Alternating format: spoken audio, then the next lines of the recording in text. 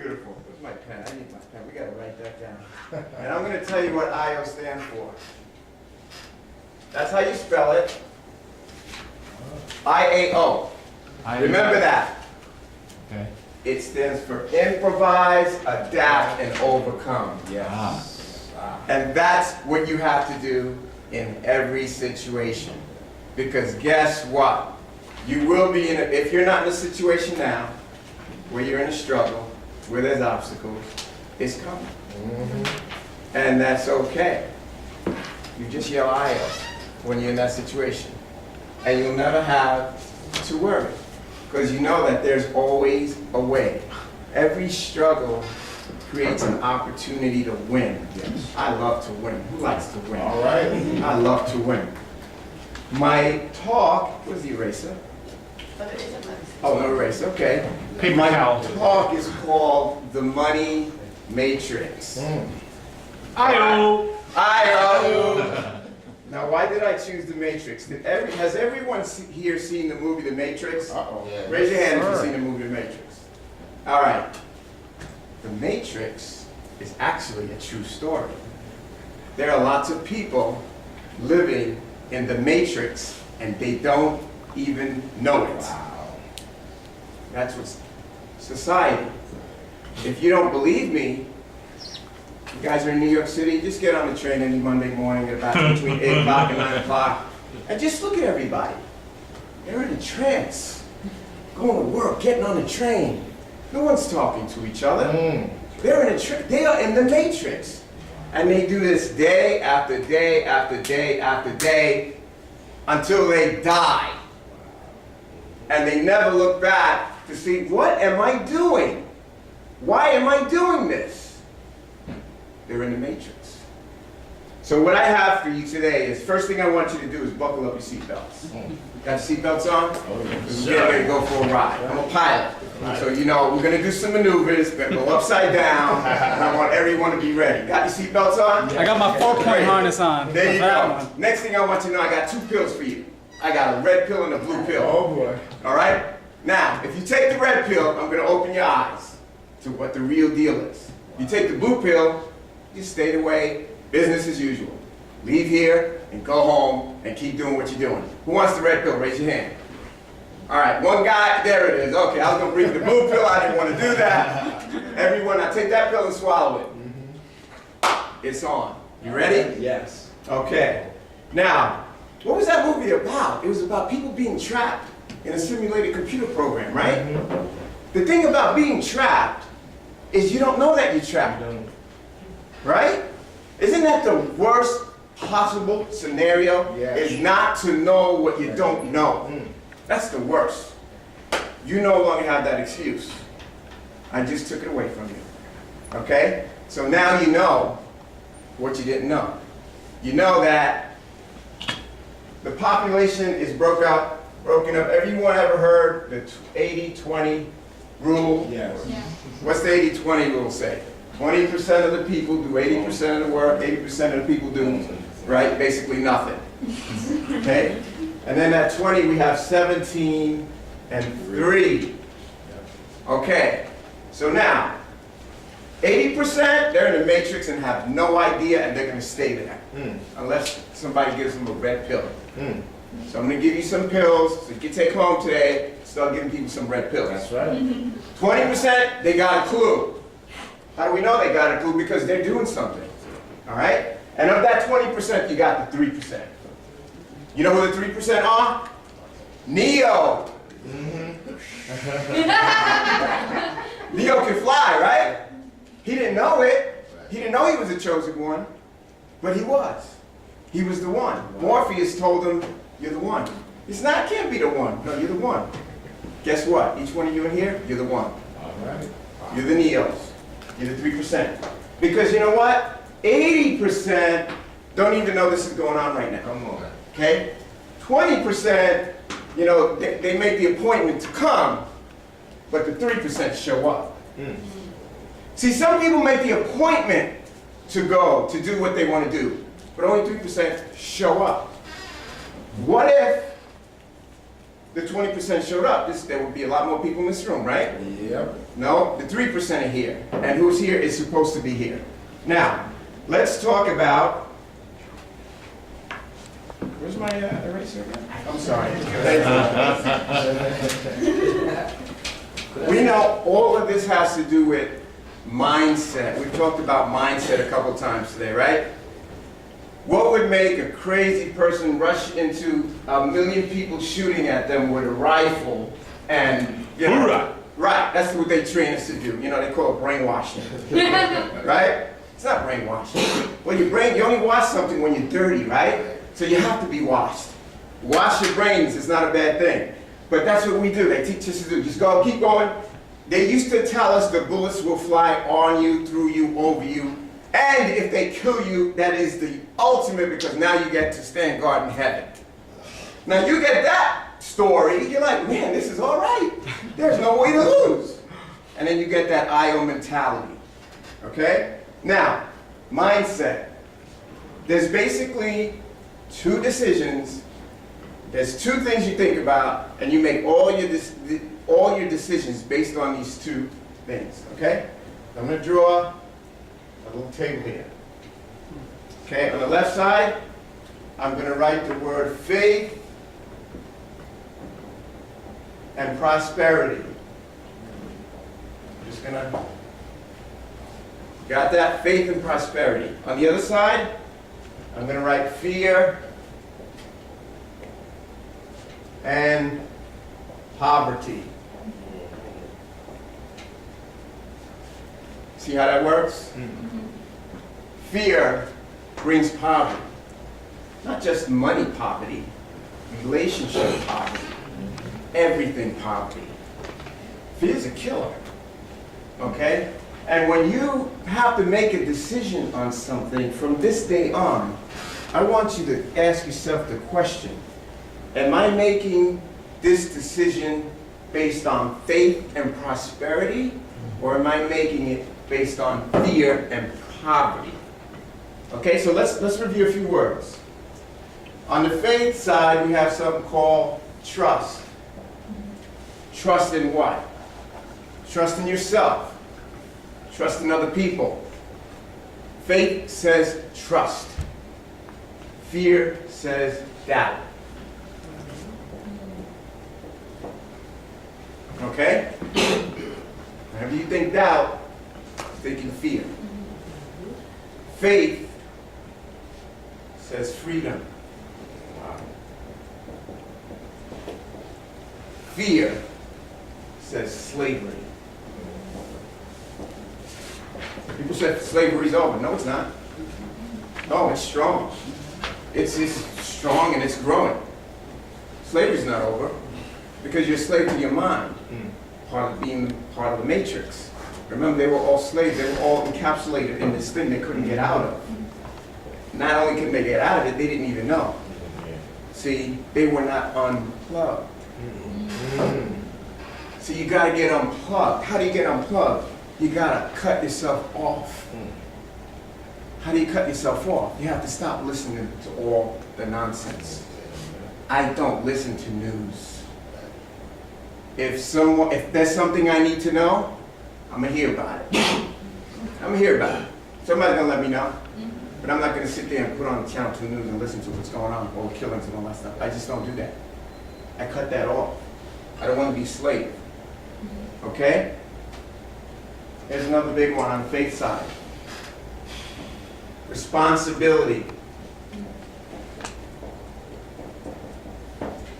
Okay? On the other side of responsibility is victim. It's not my fault. I'm here to tell you that everything's your fault. That's right. And until you come to the realization that everything is your fault, you will never be able to go beyond where you are. Now, being your fault could be a good thing. Wherever you are right now, you put yourself there through the actions that you have taken up to this point. So if you don't like where you are right now, don't blame anyone. Now, The reason you have to get out of the matrix is because in the matrix you're going to hear these words. Things like this. It's the economy. That's what they say in the matrix. You know what else they say in the matrix? It's the president. No. They love that in the matrix. It's the Democrats. It's the Republicans. What is that all about? See, the idea of the matrix is to create conflict. And when you're in conflict, you can't get out of the matrix. Conflict's not positive. Okay? Conflict is conflict. It keeps you doing what? Fighting. Did we talk about this? Keeps you fighting. You don't fight. All right?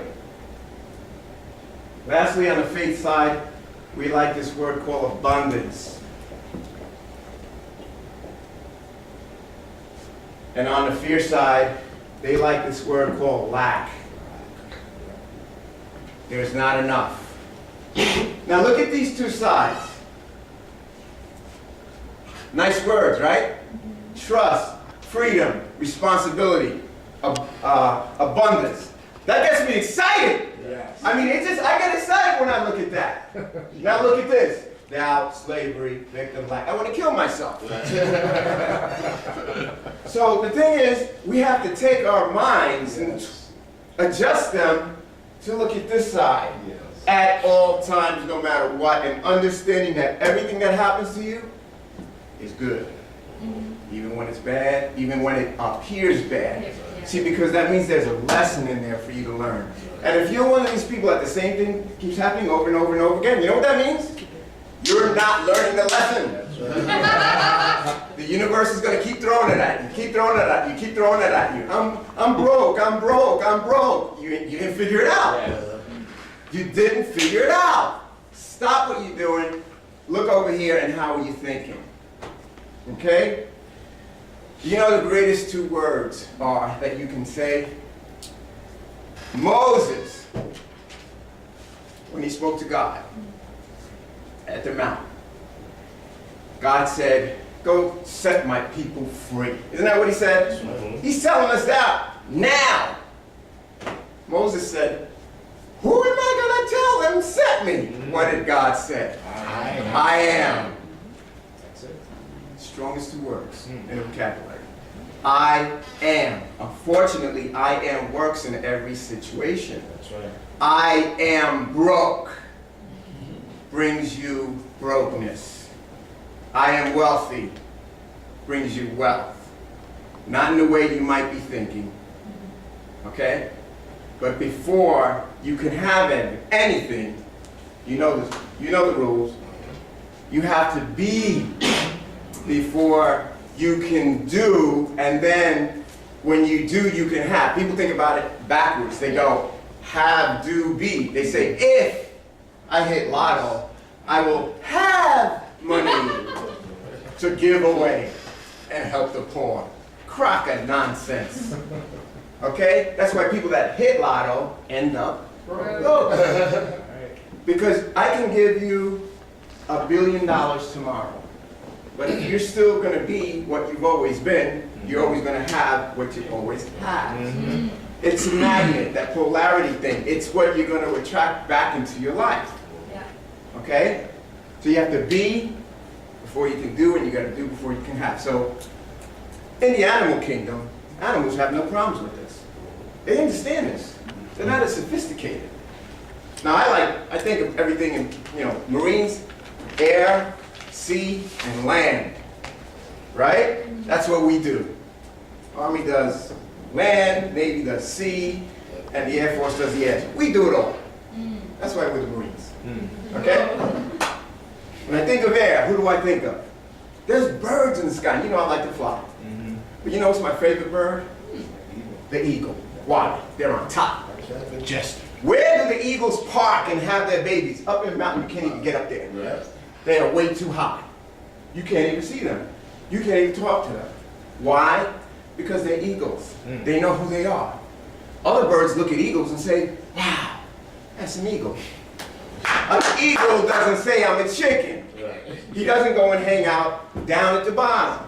An eagle knows he's an eagle. All right? Let's go to the sea now. Got a lot of fish down there, right? But there's this one called the shark. Okay. When they come around, everybody runs. Why the shark? They scare us, humans. They don't even have to do anything. They just show up. And they, oh, I'm out. Why? Because they're a shark. And what do sharks do? They are sharks. They don't care about, they're not sure if it's another fish or a human or a boat. They're like, I'm going to seek and destroy whatever I can find because I'm a shark and that's what sharks do. Right? Right. Now let's go to the jungle, my favorite animal, the lion. You know why? Rex. If you ever just look at those shows on TV and they show when the lion walks in, and what does he do? He just nice and slow. But everybody else, Yeah. you know, you see the gazelles. They see, right, as soon as he walks in, everybody's looking. Could you do that again? Yeah. I love that gazelle. Oh, baby. That gazelle, they start to run. Why? Because they know who just showed up. Yes. And the lion knows its rightful place. The lion says, I am king. You move. And if you don't, you know what's going to happen. You know the story. All right? So you have to know who you are. And everyone in here is special. Okay? Everyone created is special. But most of them get caught up in the matrix. And they don't know. Yes, please erase that. Okay. I have another frog story. It's a little bit different than yours. But I have a frog story. There was this frog and a scorpion. Has anyone heard the story? Good. The frog and the scorpion, they're sitting on this little island on a rock. And the land is right over there. And they want to get back to the land. Okay? And the scorpion says to the frog, man, I'm trying to get over there. I know you can swim. Can you just take me over there? I get on your back, swim, so I can get to the other side. Frog says, what, are you kidding me? You're a scorpion. If you get on my back, you're going to sting me. Scorpion says, what, are you stupid? If I sting you, we both sink and we both die. That doesn't make any sense. So the frog says, oh yeah, you're right. So what happens? The scorpion jumps on the frog's back, starts swimming, they're halfway there. What does the scorpion do? Stings him. On its way down, going down for the third time, the frog said, what are you doing? You're going to die. Why did you sting me? And the scorpion says, because I'm a scorpion. And that's what scorpions do. He had no problem knowing what he did. Didn't matter that he was going down with the ship. That's what scorpions do. So what I say to you is, who are you? What is your I am? Who are you? Are you the frog? Are you the scorpion? Are you the lion? Are you the eagle? Are you the shark? No, identify who you are. So that the next time something comes up in your face to take you down, you say, I am. Got it? Yes. Lastly, living in abundance. We're talking about money. Living in abundance, if I were to say to you, how much money do you need to be able to do whatever it is you want to do? What would that number be? Think about it right now. Does anyone have a number? What's that number? Is it $1 million, $5 million, $1 billion? Right? You don't know. There is no number. There's no number. Because it's not about the money. Living in abundance has nothing to do with a dollar figure. Living in abundance is being in a state of being of who you are. I don't care what anyone says. I live in abundance. I'm wealthy in every area. And that's not dependent on my bank account. Now, I thought that once, and back a few years back, I did really well. I was making some serious dough. But I wasn't ready here yet. And I lost it. I got caught up in something, and it wiped me out. And it taught me something. Oh, okay. That's how it works. Sometimes you got to go through those things. And some people don't recover from that. But sometimes you have to go through these things. All right? I don't chase money anymore. Okay? What I chase is happiness. What I chase is being the best person I can be so that I can make a difference in other people's lives. And because of this, money seems to call me. Hey, I'm here. Oh, yeah. Wait right there. I gotta do this. All right? I'm not chasing that anymore. I did that. A little older, I did that in the younger days. No more. It actually chases me now. Isn't that a good thing? That's right. All right. The biggest thing that stands in all of our way is this word. I can't spell too good, so hope I get this right. Is that how you spell excuse, or does it have an E? Excuse. What's an excuse? And you know, raise your hand if you want. What's an excuse, and what's the difference between an excuse and a reason?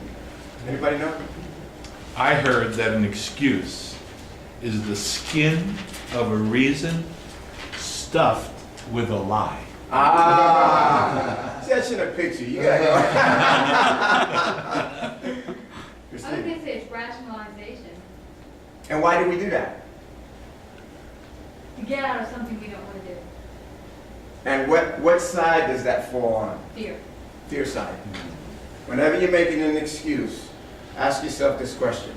Again, am I operating on the fear and poverty side, or am I acting on the faith and prosperity side? With anything you do. Okay? What if you couldn't use an excuse for anything? What would your life look like then? Wow. Right? Be in all kinds of trouble. Could be ugly. Where did these excuses come from? We talked about it earlier, right? Self-limiting beliefs that some of us got childhood, growing up, things that happened. See, now you know you took the red pill. An excuse is a lie. That's all it is, plain and simple. Whenever you find yourself making excuses, you're basically lying to yourself. How do I eliminate excuses in my life? Bridget? Words. Words. I love words. According to the Bible, it was words that put all this together, created the bang, be, and boom, there it was. According to the Bible, if you're a God-fearing person, or if you're not, doesn't matter. You want to say the universe, I don't care what you say. When it says you're made in the image and likeness of God, that means you're made in the image and likeness of the Creator, and that means creators create what? Creators. Lions create what? Tigers? No, baby lions. Okay? So once you understand that you're made of a creator to be a creator, now you know that those limits that you think about and excuses, they're lies. I don't know if anyone has seen the series, The Men Who Built America. It's a series that's, if you haven't seen it, you absolutely have to see it. Because we're all here today because of these men. And every single one of them started with nothing, and every single one of them had the unstoppable mindset. Right? Unstoppable. Okay? Now what I want everybody to do, I gave everyone index cards. Does everyone have two? You don't? I have more here. Yeah, I don't have. Okay? Thank you. Need to. We're going to do this. We can do this after I finish, because I'm probably going to run out of time. But what I want everyone to do with these two index cards, on one index card, I want you to write 6 goals. 6 goals that you want to accomplish in the next 6 weeks. Okay? On the other index card, what I want you to write are 5 to 10 affirmations about what you want or who you are. Now,